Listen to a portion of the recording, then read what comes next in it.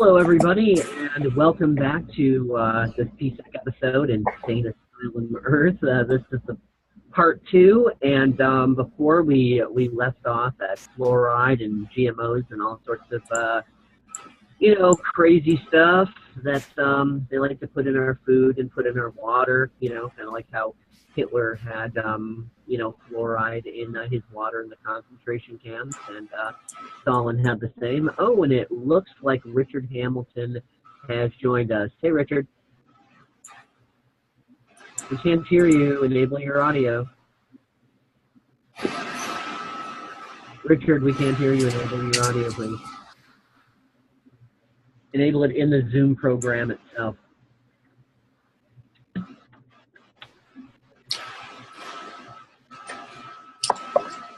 So anyway, we'll let him pop on.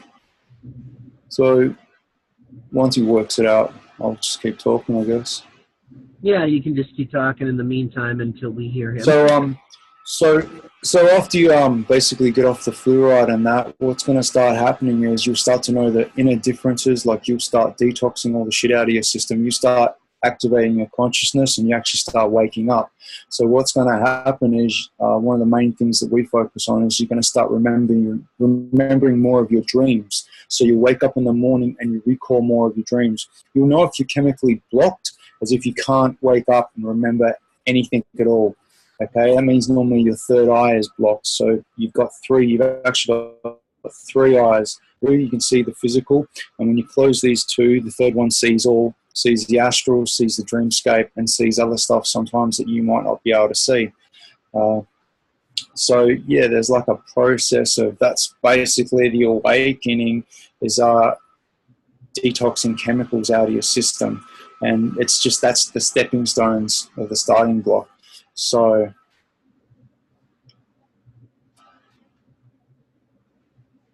Yep, absolutely. And Richard is still having like audio malfunctions over there. Oh, yeah. Now we can. Yeah, there we go. I was asking if y'all could hear me. I'm not saying anything. That's because Trent was talking. All right. Well, now we can hear you. We couldn't before, but now we can. So yeah, we've been talking about all the crazy paradigms people have been facing, and all their feeling justification, and the facts this and the facts that, while acting like psychopaths and trying to cling to their old belief systems and such.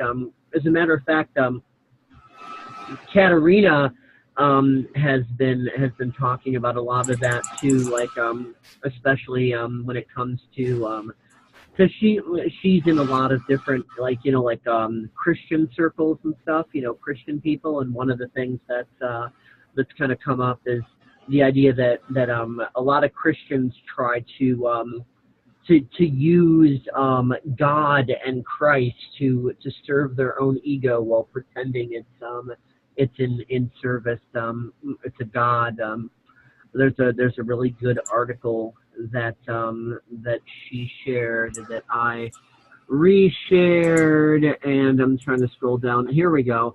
Top 8 signs of an emotionally unhealthy Christian, and the things that are listed in here can for the most part just as easily be applied to like the New Age movement as well, and people within that. It's like there's common denominators within the narcissism.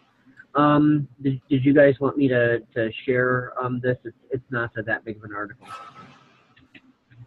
If you guys wanted me to read it or whatever, it's very interesting. Man, get into religions like brainwashing, boring bullshit. Yeah. well, this. Yeah. Well, this applies to a lot more than just Christianity. Give your power away freely. Yeah, there's carryovers to the New Age movement. You can. Yeah, I mean, you can carry it over to just about anything. I mean, the narcissism factors within this are pretty much universal, regardless of which type of cult you're talking about. Mm-hmm. But I'm not going to read this verbatim. I'm just going to skim and read certain points. But this article writer was saying that you know, a number of years ago they had to face that they would never grow spiritually beyond their level of health emotionally, and that they had many unhealthy patterns of thought and behavior that had dug ruts into their soul, and that they were wreaking havoc in their personal life and you know, within their church life. And the reality was that you know, what this person was trying to do spiritually had not touched a number of deep internal wounds that this person had, and that they were stuck at an immature level of both spiritual and emotional development. And you know, it was basically creating, you know, just this narcissism factor. Is the first sign that she listed is using God to run from God. You know, they're saying that they tended to create a great deal of God activity in order to avoid different areas in their life. Things like praying about God doing their will instead of them doing God's will, or in other words, if you want to put it into more New Age context, you know, confusing your will for, you know, for divine will. It's like, you know, operating purely out of false ego and narcissism, and then saying, oh, well, this is divine will. Yeah, I'm going along with divine will, when no, they're not. They're going along with narcissism programs. Demonstrating Christian behaviors, so significant people would think well of them. Same thing in you know, the New Age movement, where, you know, oh, love and light, and oh, ignore the dark, don't give power to it, la-di-da, you know, going according to all of these different, you know, self-help policies and protocols, so that, oh, look, see, I'm a cool New Ager, I'm in with the in crowd, everybody's gonna like me now because I'm cool, I'm a proper New Ager, yeah. So, you know, Christians obviously have that going on as well. Using you know, the biblical scriptures and stuff to judge and to value others. You know, exactly kind of like what New Agers do. Oh, I'm more higher vibrational than you are. Oh, I'm superior. I'm the guru. You're trying to drag me into a bad energy. Just total lack of compassion, just total narcissism. Making pronouncements like the Lord told them that they should do this, when the truth is that they think the Lord told them that they should do this. It was purely from their own opinion, their own ego, but, you know, they were acting as if it was, oh, God told me. And a lot of New Agers do that as well. Oh, my intuition is picking up that I need to go in this direction, when they're not realizing that they can filter their intuition through various malware filters, and it can come out distorted. Ignoring. Yeah. Ego, mind got control. Yeah. Soul, angel, ego. You know, to them it's like devil, angel, devil, ego, soul, angel. Yeah. You know, like you can listen to soul, the good voice, or you're going to listen to the negativity in your head. So you project out negativity, ego. So yeah, and then they confuse that as being spirit or God or religion. God or source. Religion still needed. It's like it's a very, very small stepping stone. To me, I consider it just kindergarten level. So it's, to me, once you realise that religion is just a brainwashing, it's a brainwashing tool to control the masses, just like money is, to keep people at a ceiling. It's just like, I know you're at a ceiling. You're not going to be able to go any higher than where you're at right now, because I know where you've been. I've been there. I mean, I worked that one out in, like, I physically worked that out in primary school, but yeah, it's the second one on the list is ignoring anger, sadness, and fear. They're saying that, like most Christians, they were taught that almost all feelings are unreliable and not to be trusted. You know, so it's kind of, let's see here, that Christians do not believe they have permission to admit their feelings and express them openly. This applies especially to such difficult feelings as fear, sadness, shame, anger, hurt, and pain. And it's just like what the New Agers do. Like, oh, you have to be happy all the time. You have to be blissful all the time. You can't, admit that you feel anything negative. Otherwise, naughty you. You're a Debbie Downer. You're of the dark. Shame on you. We must shun you now. Number 3, denying. What you're actually doing when you. Go ahead. What you're actually doing when you're doing that, if you're a love and light worker, right? And let's just say, Dave, you just keep calling me names and just keep giving me shit. I'm like, love and light. No, Dave, love and light, love and light. What you're doing is you're actually accepting everything that person is telling you. And it's like putting it into a bottle, and that bottle just keeps getting bigger and bigger and bigger. And then one day, the most simplest little thing, someone can come along and just say something, and you just go pop, and you have a complete nervous meltdown. Break. You've got to be able to defend yourself. So if someone gives you shit, you just say, hey, fuck off, man, fuck you. You don't have to say that, or just block and get rid of them. You don't have to go on that energy as well, but just don't allow other people to project shit at you. Constantly. Just stand into your sovereignty. And like, if you really don't care what they're saying, then tell them you don't care. Don't do the love and light fake thing, or turn the other cheek or whatever. Just be like, look, your opinions are irrelevant to me, and here is why. I feel you're being a sociopath, and your shit's irrelevant to me. So like, whatever, bugger off, And there's nothing bad or wrong or negative about doing that. Just the fact that we're talking about religion, all the religious people probably right now thinking, oh, these guys are controlled by the devil. Do you know what I mean? That's ego mind, because we've already found soul. Yeah. We have the ability. I mean, if you're not religious, you have the ability to think for yourself.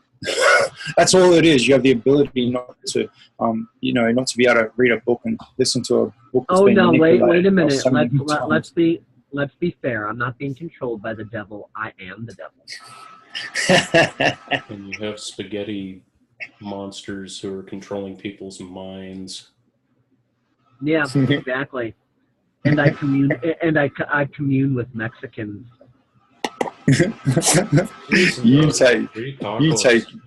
You take some shit. I'll give you that. You know how to push the trigger and find the best. And so I've seen you in battles, Dave. You take. The Lord told me that fluoride is good for my mind.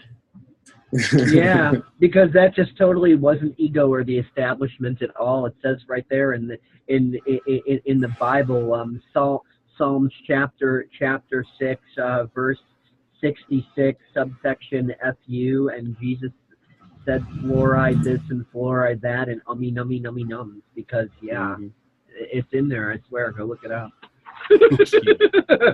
Unicorns and fairy tales. Yep. Yeah, exactly.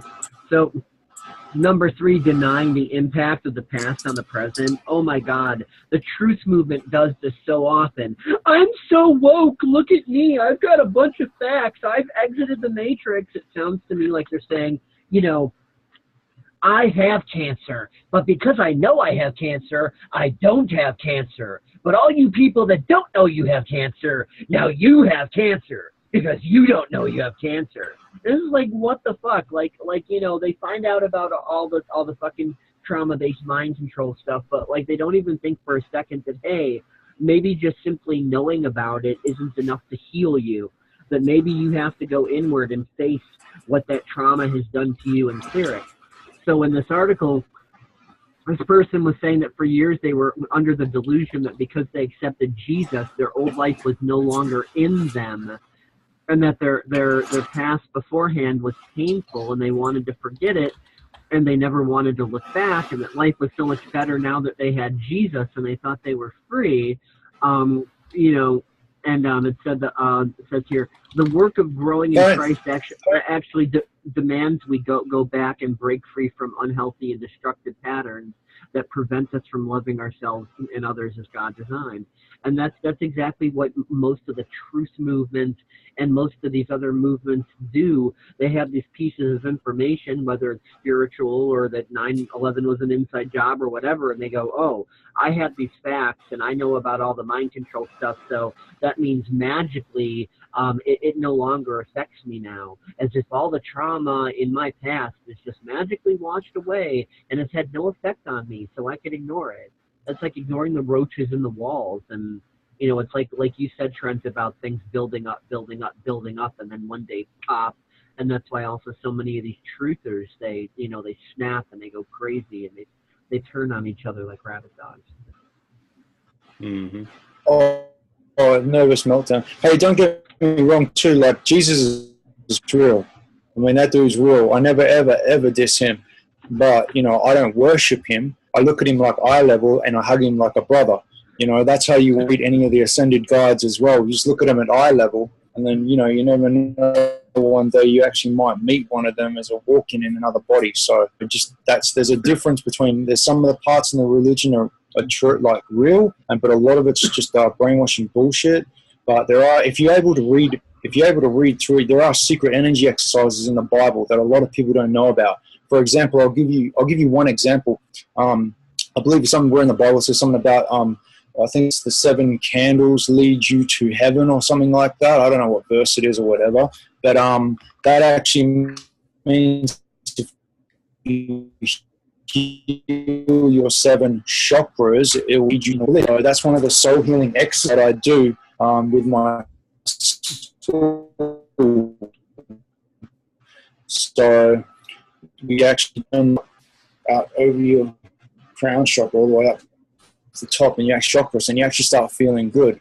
When you do 20 of them, and it gets rid of any negativity on your soul, anything weighing you down, you start feeling really, really good. So there are good points to it, there are bad points to it. I'm not saying all of it's bad, but I just don't allow to give my energy away to anything. I keep it to myself, and that's just me. Anything you have to say on that, Richard? Particularly, I mean, there's definitely, when the Bible talks about walking with God, it's not some narcissistic, everybody does it the same way. Ritual walking with God is having a personal connection with God. And when you truly have a personal connection with God, you have that connection, because there is literally, as many texts, Christian texts have said, it's peace beyond understanding, and it's not the narcissistic kind. It's that genuine connection with source, genuine connection with that energy. Yeah, totally. And being connected with yourself and respecting yourself at the same time. And number 5, Trent, goes into something you already said, spiritualizing away conflict. They were saying that one of the most destructive myths alive is that the Christian community today is the belief that smoothing over disagreements or sweeping them under the rug is part of what it means to follow Jesus. Jesus shows us that healthy Christians do not avoid conflict. His life was filled with it. He was in regular conflict with the religious leaders, the crowds, the disciples, and even his own family.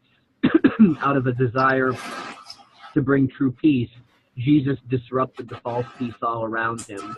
He refused to spiritualize conflict avoidance. So yeah, it's exactly what you were saying about people like to blow things off, love and light, love and light, love and light. They try to spiritualize away the conflict, and then it just builds up, and one day they just like pop and like this batshit, nervous breakdown shit. Yeah, that's exactly what that one's pointing at. Yeah, I try not to use the word. I try not to use the word God as well. It's like Oshi said, like it's just a noun. It's kind of like you're giving away your energy to something else. When you actually are a god. So what? You're a god or a goddess. So why give your energy away? Gods don't give their energy away to other gods. They just look at them at eye level and go, "Yo, what's up? Hey, bro, how you doing?" So, yeah. Covering over brokenness, weakness, and failure. They're saying the pressure to present an image of themselves as strong and spiritually together hovers over most of them. This is true in the New Age movement as well. Feeling guilty for not measuring up, for not making the grade, forgetting that nobody's perfect. And they're just taught like this whole like narcissistic, like, oh, we have to be perfect, we we have to be the perfect example of what it means to be the perfect Christian, the perfect New Ager, the perfect truther, the perfect this, the perfect that, and it all ends up imploding, because the more people do that, they're basically denying themselves. They're living inauthentically. They're living a lie, and it just builds up inside of them. What I had recently happen to me, because I've got a few students that I teach energy exercises to. I had a Christian come through and add me as a friend, try and hit me up, ask me all these questions. I'll happily answer all these questions, but I sat back. I said, man, I know where this is going to happen. Like, you're going to get butt hurt, and you're not going to believe in something that I'm going to say, and you're going to get hurt, and you're going to blow up. And that's exactly what happened.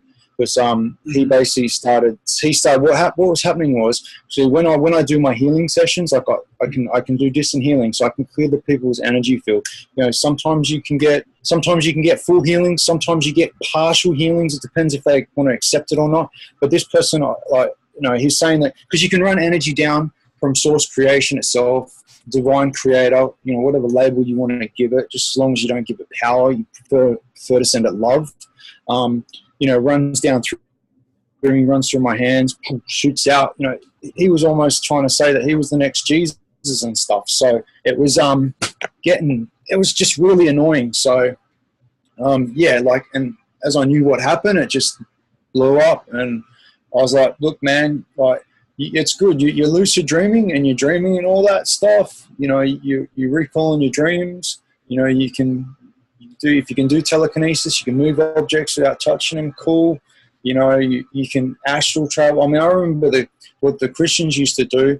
They'd actually when you get born, they would when they baptize you, what they're doing is they're actually trapping the soul into the body, so not to be able to OB to actually project out of your body. So when they cross it, and they're crossing out your third eye. That's another thing as well you got to get rid of. It's like it's just it's a layer blocking your third eye, so you can't see out of it, so you can't see the physical reality, what's going on around it. But all this stuff. And I said, look, man, I know exactly where you're at. I go, you're at a ceiling right now where you're giving your energy away and worshipping something. I go, as soon as you find out that you stop worshipping, stop giving your energy away, you'll actually find yourself, and you'll level up and go to a whole nother level, and it's completely different from where you're at right now. So, and just don't compare yourself to other Jesus or something like that. Just be yourself and be your own name. I mean, some people, like, everyone's trying to find that Christ consciousness, I guess, what you can call it.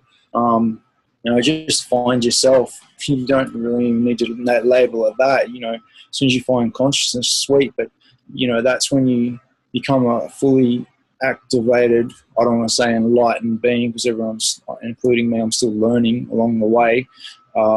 That's when you become. Let's define enlightenment. Enlightenment is a destructive process. It's a crumbling away of the matrix and the programming. It's not sitting on a cloud acting like a guru, acting like you're better than everybody else. It's going through a lot of emotions and psychological stuff and programming. I mean, it's really, it's dark night of the soul kind of stuff. So enlightenment is not this bunnies, kitties, rainbows guru thing. Enlightenment is some really tense shit, and it doesn't make anybody better than anybody else. It's just facing all your fears and clearing out all the shit that's in your closet, and it's not an easy thing to do. It's facing everything that you didn't want to face, owning up to it, clearing it, and moving forwards. Whereas gurus are more, everyone's like, oh, I've got my guru, and straight away, as soon as someone tells me, oh yeah, I've got my guru, I don't want to judge in that. I'm like, oh man, you giving your energy away to someone else. Like, that just tells me automatically, like, I don't want to say you're an idiot, but hey, don't like to judge, but I just like, okay, I know the ceiling that you're at. That's I know exactly where you're at. That's okay. Mm-hmm. So you stop doing this, and you'll just start discovering that there's more things start coming down, and you start getting uploads, downloads, more more stuff. You know, daily you just keep getting more and more lessons that you've got to identify. You know, you walk outside, go for a walk in the jungle, in the woods, you ground, take your shoes off, you know, and you have ego mind battles, you'll have the ego mind chatter battles with the soul, and you got to work out whether or not that voice that, you know, like for me, I'll tell you a story. I used to get, I still do, like, oh, Trent, so today, you know, you got paid. What are you going to do with all that money? You're going to go down, you know, you're going to go down to a nightclub and party. You're going to go to whatever, or you're going to go blast your money on something stupid. And I just go, whoa, where'd that voice come from? That's not me thinking. Like, you know, and it will say, like, are you going to walk past this homeless person, just keep walking? And then I'll be like, no, man, of course I'm just going to help them. That's not me talking. And then at that exact divine moment, I'll see like a butterfly fly past, like, congratulations, you just worked out what ego was and you didn't listen to it. You know, you can get a bird chirping at the same time. It's really, you'll get an interaction with divine creation itself. So, you know, and then like 1 hour later, like, cause I'm just like doing an energy exercise set, and I've got my eyes closed, my third eye opens up, and I get the vision sometimes as I get the ego mind come in. Like, I'll get a vision or what's going to happen, or a thought come in, and an hour later, there you go, there's that homeless person sitting out front of the 7-Eleven, and I've just gone, hey bro, you hungry? You know, like, come inside. I'll walk into 7-Eleven and pick them out. You know, pick a meal. What do you want to eat? And, you know, they get something to eat. So, and then all of a sudden you're sitting down with, you know, an ascended guide that's walked into a homeless person. I mean, that's the actual things that you actually got to you can look forward to once you identify certain things. I know that's a little bit out there and crazy, but it's just a different layer of the game that a lot of people haven't identified yet, and mainly the ones that do are the energy workers. So yeah, the energy workers know a lot more stuff than the average normal person that's walking around. So yeah, a lot of us have had encounters like this. You can always tell if you're sitting down, you're actually talking to you know, like an ascended guide, because you can look in their eyes and see two little white orbs.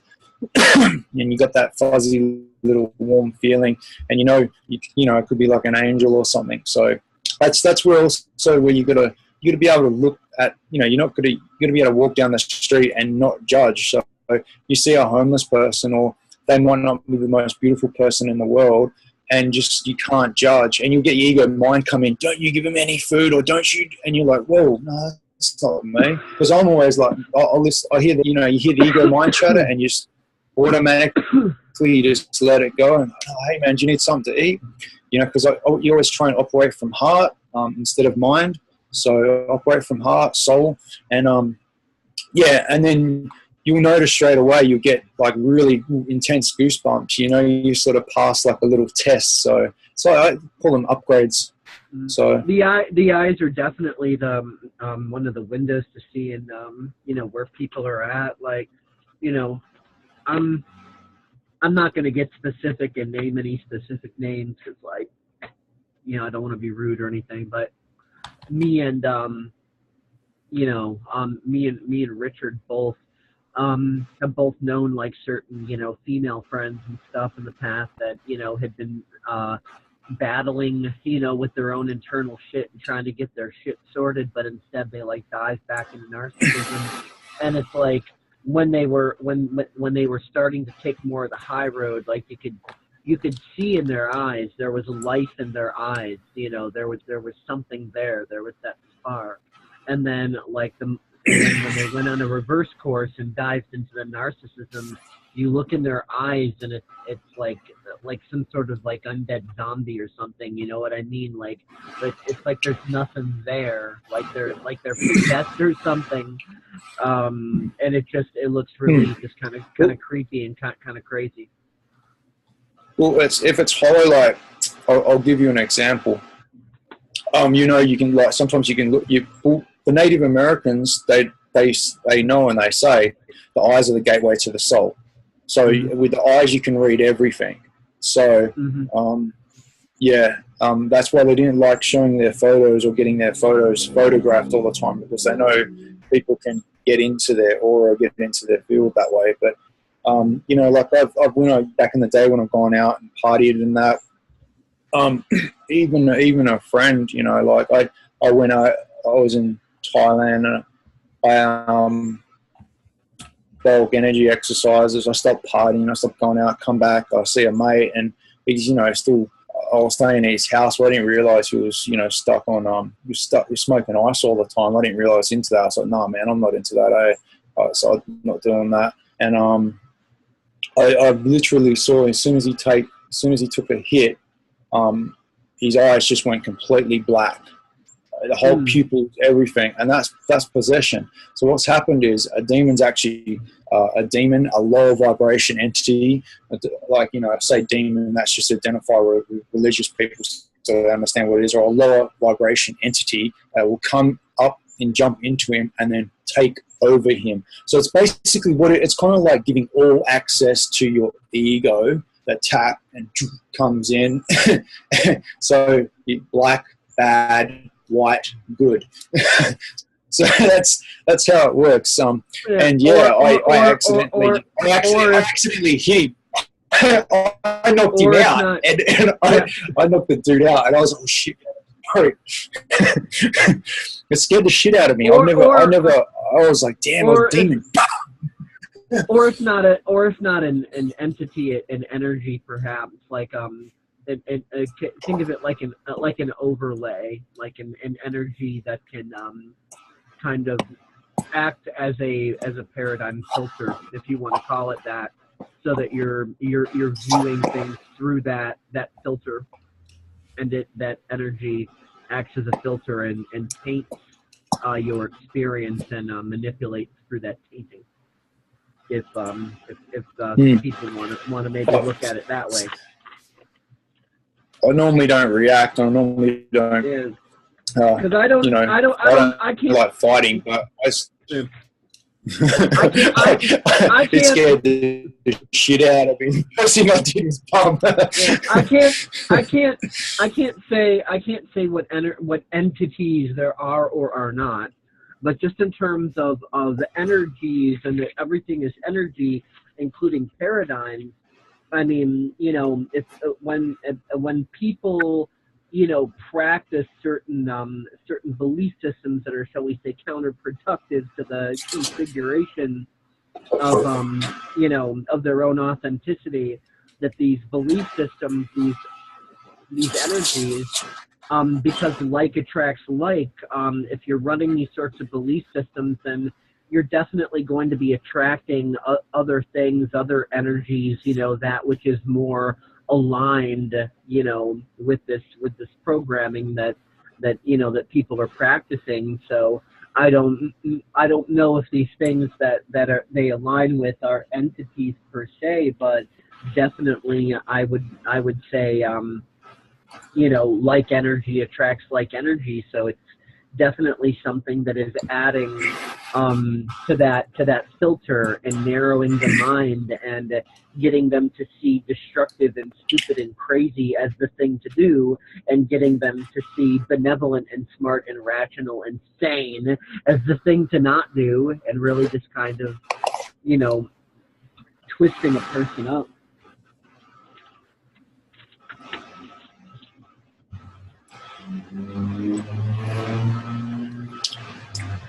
Yeah, my sight was kicking in. I wasn't used to saying that, so I overreacted. But yeah, yeah, I don't know if that's an entity per se, but definitely a distortion. Definitely something that'll twist your head. Yeah, that was about 5 years ago, and pretty much after that experience, I learned not to hang around crackheads. Even though I wasn't smoking crack, I was doing hard drugs. You know, I didn't know, because I was in a house. That was the only place where I could hang out. That was the only thing because I wasn't renting. I was crashing my mate's place, and I didn't realize we're still stuck in all that shit. So, you know, I'd been training in Thailand, you know, doing energy exercises, and I got back, I was like, damn, that's fucked up. I said, I can't believe you're still doing that shit, you know, and I got out of there after that and got into a nicer house and got away from it all, and I just, yeah, I don't get lost in any of that shit. It's really hard to get out of it, and I don't suggest anyone do hard drugs at all, period. Yeah, So, yeah, I would not suggest that either. Well, just you allowed negative stuff to attach on, and it takes a while to actually get rid of all the stuff that you attach on, because I mean, I used to long about 3 years ago, you know, I used to be able to see when you drink, and I used to be able to see, you can hear it, like I used to see shadow people run around my house, and I used to play a game. I used to play with them. So they'd come in closer, and I was playing 440 megahertz on my laptop, on my YouTube, and they'd come in close, and then you can hear them, you know, like, hey, I want to jump right on you, because you're a bright light, so they want to jump on and control, or jump, they're entities, they'll jump on and they basically go for a ride on your soul. And I've seen it attach. It's kind of like, doosh, you get like it's kind of like you know, in a computer game when you get hit and your screen is like red. Mind you, you understand, I've got my eyes, both my physical eyes closed. So, oh, question. What's up? I remember when I was a kid, I used to, like, out of the corner of my eye, always unexplainable, but I'd always see this fast flashing of something, like something was like sprinting in the corner. Okay, there was something there. I saw something out of the corner of my eye. I'd see that several times when I'd kid, and I'd be like, what the hell is that? Was it black? Was it black or was it white? It was white. It was a white flash? White flash. Okay, that was an orb. That was an orb. I used to get that, like, I got that back when I was 28.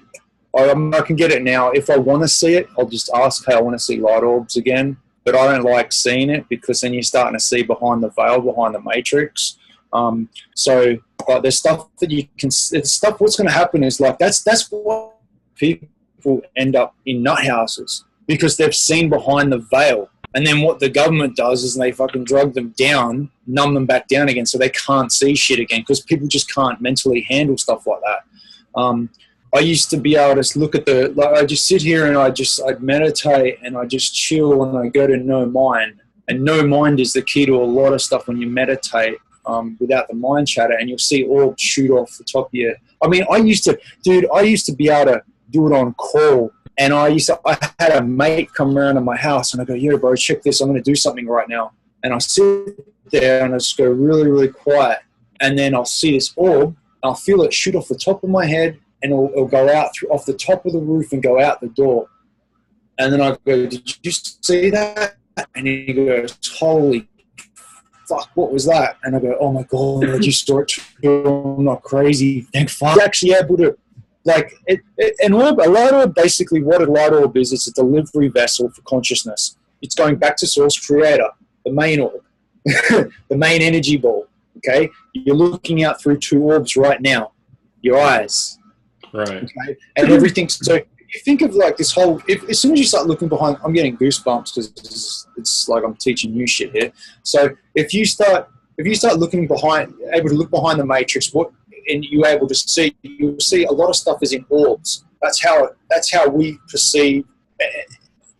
It's the orbs give the image of the illusion. It's like there's something over the orbs. Like, so some of us see like a TV in front of us. Others might see just a big orb, and then there's the picture of the TV on top of it. Some of us can actually control orbs, energy. You can put thought into orbs. Some call them jin. I know that Arabic people call them jin, and they're evil. So hey, it's not. It's like it's just energy. I can push orbs out of my hand. I even did a photo once where I actually pushed an orb out of my hand, got someone to take a flash photo, and there's an orb right there. That's how you know you got your orbs. You're controlling your orbs out. You're projecting your energy out past yourself. I had a similar but different experience a while back.